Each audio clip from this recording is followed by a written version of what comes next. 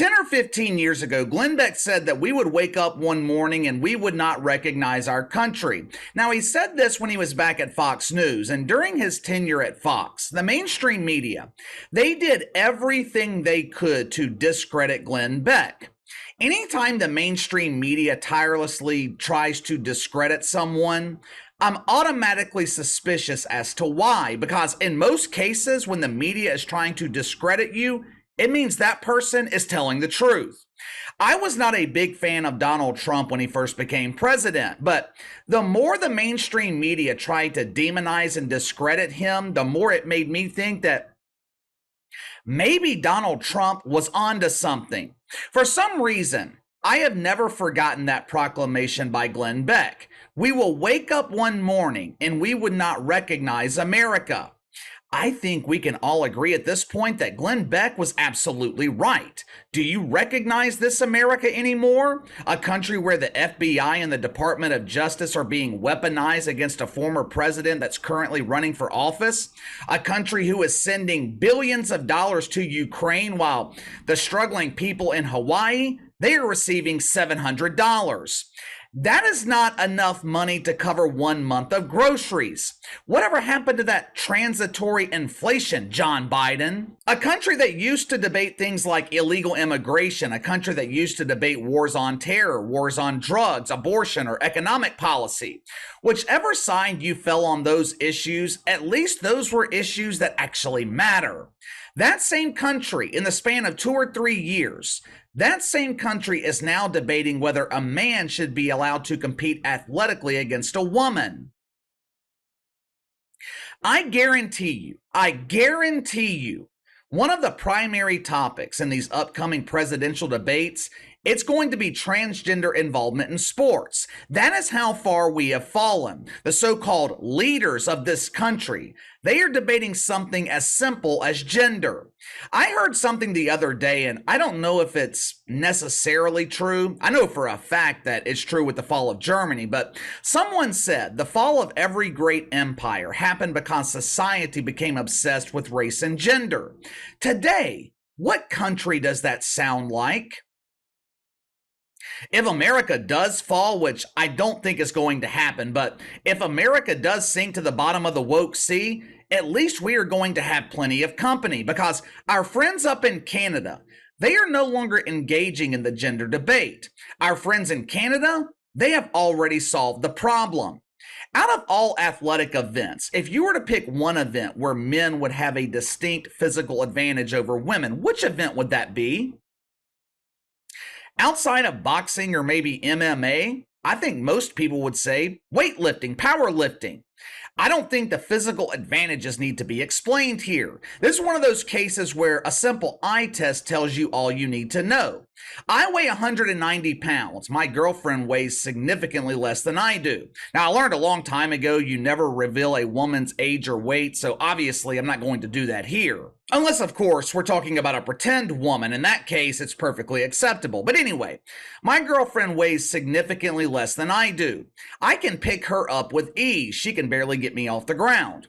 We have 40-pound dumbbells here at the house. Other day, we knocked off the dust and we actually lifted them. We were just playing around, seeing who could lift them the most.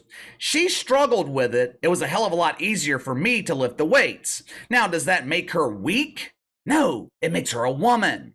For some reason, the Canadians, they don't seem to understand this concept. Back in February, the Canadian Powerlifting Union, they released an exciting announcement. Effective immediately, they implemented what they called a self-gender identification policy. This exciting new policy was based on the guidelines provided by the Canadian Centre for Ethics in Sports. Ethics. Interesting choice of words here, since there is absolutely nothing ethical about this policy. Let me tell you what this means: self-gender identification. Now, I know the vast majority of this audience is smart enough to figure this out on your own, but there are shitfucks watching this channel who struggle with logic and common sense. Self-gender identification, it is exactly how it sounds. Perhaps the Canadian Powerlifting Union got tired of paying biologists to confirm the gender of their athletes, because starting in February, their athletes, They were now allowed to self-identify their gender. There is no need to go through the process of transitioning. There is no need to take hormones or testosterone blockers. There's no need for gender-affirming care. You see, the Canadians believe all that is a waste of time and money. Why should masculine Mike have to go through all that just to compete against the gender that he chooses to identify with? Thanks to the brilliant minds at the CPU, all Mike has to do is check the female box on his application and voila, Mike is a female. That's it. That's it. No need to change his name. Hell, he doesn't even have to shave his beard. Executives at Target, they are very upset with this policy because it eliminates the need for tuck-friendly bathing suits. In Canada, you no longer have to dress the part. You just say you're a woman and everyone else expected to believe it.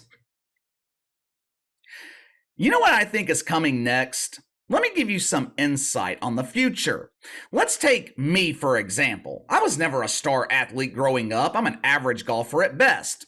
And this really bothers me. It really fucks with my self-esteem. I missed out on my glory years because I didn't have what it takes to be the next Drew Brees. So, you know what I'm going to do? Tomorrow morning, I'm going to wake up and I am going to choose to identify as an 8-year-old.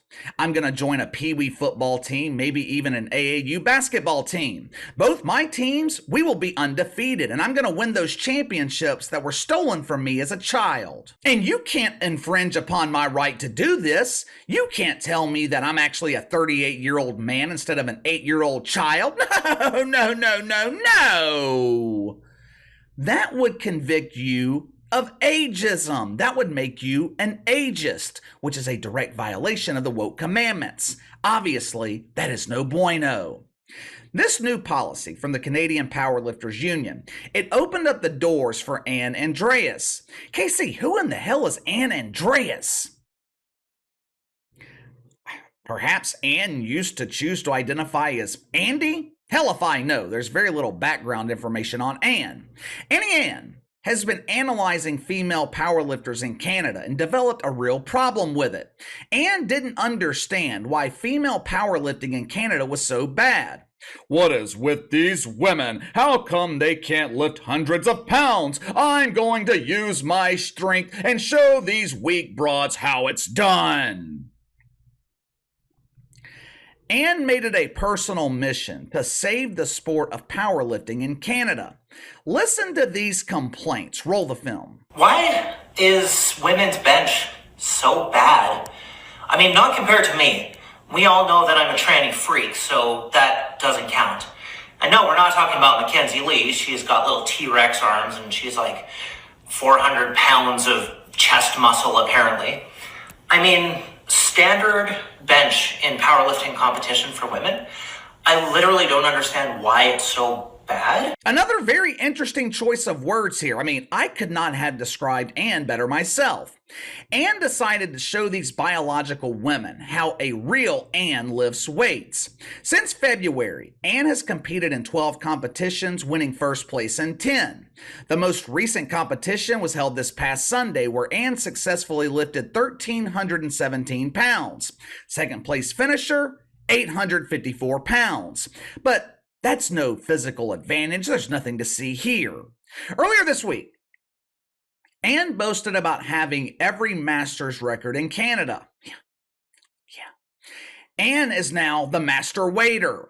I'm sure the parents must be so proud. I mean, it's every father's dream to have their son grow up and defeat women in weightlifting.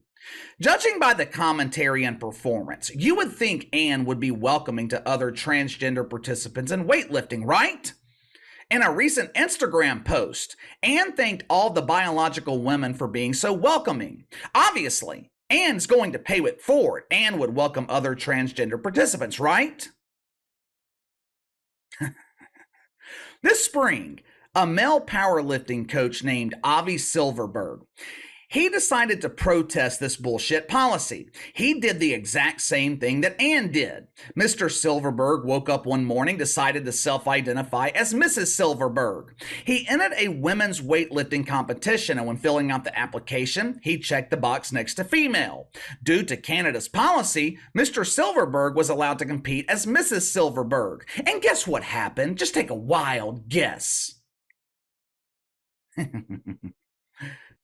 He shattered Anne's weightlifting records. You see, when Anne was forced to compete against a man, Anne was a loser. Now you would think Anne Andreas would be thrilled with this progress. With the addition of Mr. Silverberg or Mrs. Silverberg, Anne is no longer the only biological man competing against women in weightlifting. This should have been the perfect opportunity for camaraderie. Avi and Anne holding hands, celebrating the fact they're no longer a man. But instead, Anne was very, very bitter with the inclusion of Avi Silverberg. Anne accused Mr. Silverberg of doing this out of malice. Oh, really? Really? Isn't that the same reason that you were doing this? Anne said it yourself. The females didn't know how to lift. You were going to show them how it's done. Anne Andreas is 40 years old, didn't start lifting weights until 7 years ago, yet somehow, with minimal experience, Anne is setting world records in female weightlifting? I wonder why. Now, of course, those world records are only temporary. As soon as another Anne comes along that was born a man, the other Anne will be forgotten. Speaking of being forgotten, this shit has become so normalized that it is no longer turning these people into stars. Dylan Mulvaney became a star by documenting the process of transitioning. Leah Thomas became a star by using that powerful propeller to compete in women's swimming. Dylan Mulvaney has millions of followers on social media, and 830. Good luck finding influencer deals with only family and friends following you. I feel like this transgender movement, at least when it comes to sports, I feel like it's kind of losing steam. Many states have made it illegal. Normal people have used their voice to make it unacceptable. But that does not mean the deacons at Woke United Methodist are going to quit fighting.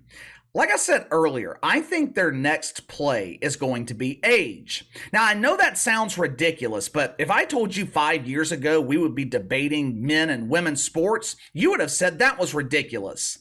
They are doing everything they can to distract us from the real issues.